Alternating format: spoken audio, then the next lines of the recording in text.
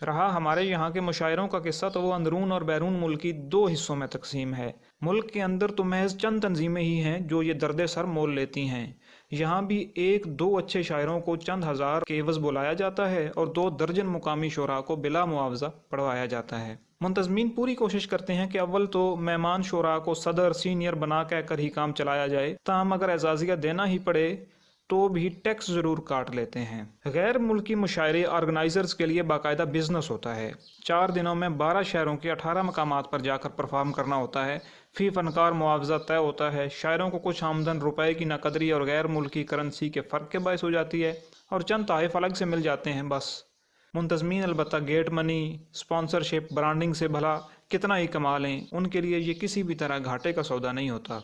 तो अगर भाई लोग अच्छा अदब पैदा नहीं हो रहा अलापने की जगह, जितना गुड़ उतना मीठा के मिसदाक तख्लीक कारों क्रिएटर्स को भी नवाजना शुरू कर दें, तो यहाँ भी शेक्सपियर, कीट्स और मिल्टन पैदा होने लगेंगे।